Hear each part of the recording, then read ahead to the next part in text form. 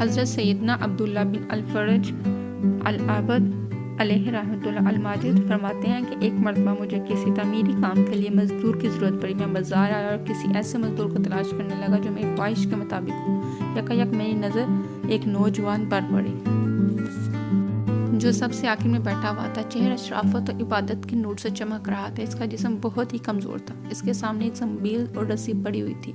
इसने ऊन का हुब्बा पहना हुआ था और एक मोटी चादर का तहबंद बांधा हुआ था। मैं इसके पास आया और पूछा, जवान, क्या तुम मजदूरी करोगे? कहने लगा, जी हाँ। मैंने पूछा, कितनी उजरत लोगे? इसने जवाब दिया, 1 दरहम और 1 दानिक, यानी दरहम का छठा हिस्सा लूँगा। मैंने कहा, ठीक है, मेरे साथ चलो। वो नौजवान कहने लगा, मुझे जैसे ही मौज़न ज़ोहर की अजान देगा मैं काम छोड़कर नमाज की तैयारी करूँगा और नमाज के बाद दोबारा काम शुरू कर दूँगा। फिर जब असर की अजान होगी तो मैं फ़ौरन काम छोड़कर नमाज की तैयारी करूँगा और नमाज के बाद काम करूँ। अगर तुम्हें शराइत मंजूर हैं तो मैं तुम्हारे साथ चलता हूँ, वरना कोई और मजदूर ढूंढ लो। मैंने कहा, मुझे तुम्हारी ये शर्त मंजूर है। मैं इसे लेकर अपने घर आया और काम की तफसील बता दी। इसने काम के लिए कमर बांधी और अपने काम में मशगूल हो गया और मुझसे कोई बात न की। जब मौज़न ने ज़ोहर की अजान दी तो इसने मुझसे कहा, ए अब्दुल्ला, मौज़न ने अजान दे दी है। मैंने कहा, आप जाइए और नमाज की तैयारी कीजिए। नमाज से फरागत के बाद वह अजीम नौजवान दोबारा अपने काम में मशगूल हो गया और बड़ी दयानतदारी से ऐसे अंदाज में काम करने लगा। असर के अजान होते इसने मुझसे कहा, ए अब्दुल्ला, मौज़न अजान दे चुका है। मैंने कहा, जाइए और नमाज पढ़ लीजिए। नमाज के बाद वह दोबारा काम में मशगूल हो गया। ग़ुरूब आफ्ताब तक काम करता रहा। फिर मैंने उसे तयशुदा उजरत दी और वो वहाँ से रुखसत हो गया। कुछ दिनों के बाद मुझे दोबारा मजदूर की ज़रूरत पड़ी तो मुझसे मेरी सोचा ने कहा, इसी नौजवान को लेकर आना, क्योंकि इसके अमल से हमें बहुत नसीहत हासिल हुई है और वो बहुत दयानतदार है। मैंने कहा, जी हाँ, मैं इसी के मुतालिक पूछ रहा हूँ। तो उन्होंने कहा, वो तो हम सिर्फ हफ्ता के दिन आता है, इसके अलावा किसी दिन काम नहीं करता।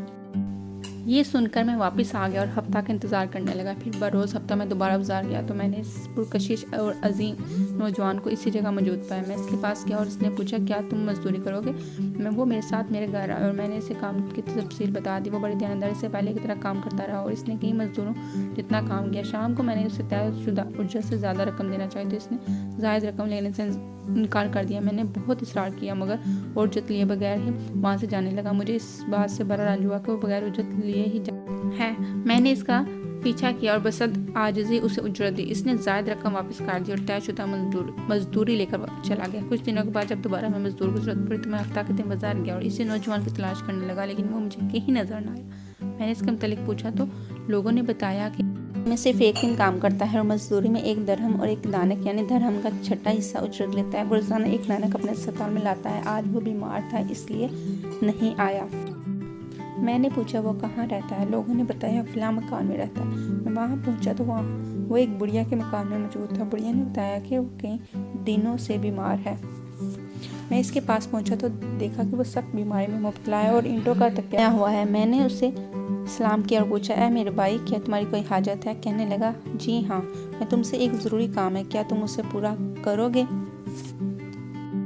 मैंने कहा, इंशाअल्लाह अज़्वजल मैं तुम्हारा काम ज़रूर पूरा करूँगा। बताओ क्या काम है? इस नौजवान ने कहा, जब मैं मर जाऊँ तो ये लोटा और ज़ंबील बेचकर गवर्नर को उजरत दे देना और कफन के लिए मुझे मेरा यही ऊन का हुब्बा और चादर काफ़ी है। मुझे इस लिबास में सुपुर्दे खाक कर देना और मेरी जेब में एक अंगूठी है, उसे अपने पास रखना और मेरी तदफीन के बाद उसे अमीरुल मोमिनीन हारून उल रशीद रहमतुल्लाह अलैह के पास ले जाना।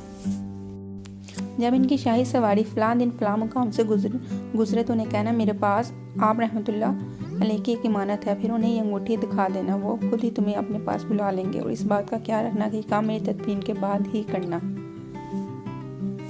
मैंने कहा, ठीक है, मैं तुम्हारी वसीयत पर अमल करूँगा। फिर इस अजीम नौजवान की रूह कब्ज़ अंसरी से प्रवास कर गई। मुझे इसकी मौत का बहुत दुख हुआ। बहरहाल मैंने इसकी वसीयत के मुताबिक इसकी तहसीज और तकफीन के बाद फिर इंतज़ार करने लगा कि खलीफा हारून रशीद रहमतुल्लाह मजीद की सवारी किस दिन निकलती है। जब वो दिन आया तो मैं रास्ते में बैठ के अमीरुल मोमिनीन रहमतुल्लाह अलैह जाओ जलाल के आलम हज़ारों दिल शहसवारों के साथ बड़ी शान शौकत से चले आ रहे थे। जब इनकी सवारी मेरे करीब से गुजरी तो मैंने बुलंद आवाज़ से कहा, ए अमीरुल मोमिनीन रहमतुल्लाह अलैह, मेरे पास आपकी एक अमानत है। फिर मैंने वो अंगूठी दिखाई। उन्होंने अंगूठी को देख के हुक्म दिया कि इसे हमारे मेहमान खाने में ले जाओ, मैं इससे लहदगी में गुफ्तगू करूँगा। चुनांचे मुझे महल में पहुंचा दिया गया। जब खलीफा हारून रशीद रहमतुल्लाह अलैह मजीद की वापसी हुई तो इन्होंने मुझसे इससे अपने पास बुलाया और बाकी तमाम लोगों को बाहर जाने का हुक्म दिया। फिर मुझसे पूछा कि तुम कौन हो? मैंने कहा मेरा नाम अब्दुल्ला बिन फ़रज है। उन्होंने पूछा तुम्हारे पास ये अंगूठी कहाँ से आई? मैंने इस अजीम नौजवान का सारा वाक़या खलीफा हारून रशीद रहमतुल्लाह अलैह को सुना दिया।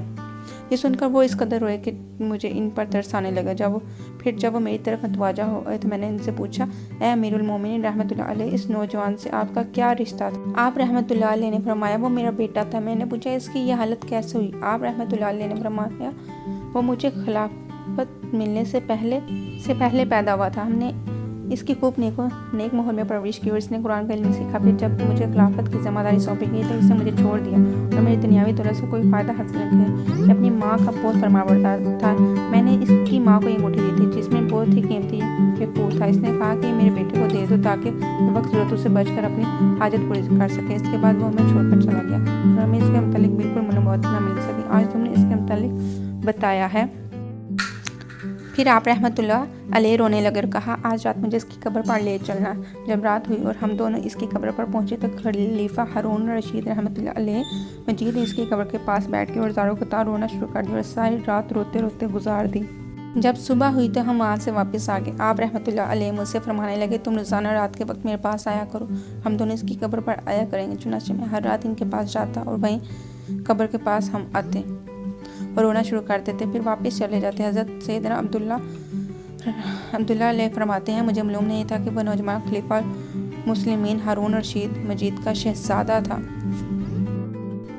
अल्लाह ताला मुझ गुनहगार बेअमल समेत हम तमाम मुसलमान आलम को इस मज़दूर सिफ़त शहजादे जैसे उसाब से नवाजते हुए ताहयात एन सिरात मुस्तकीम पर चलने की कामल तौफीक अता फरमाए।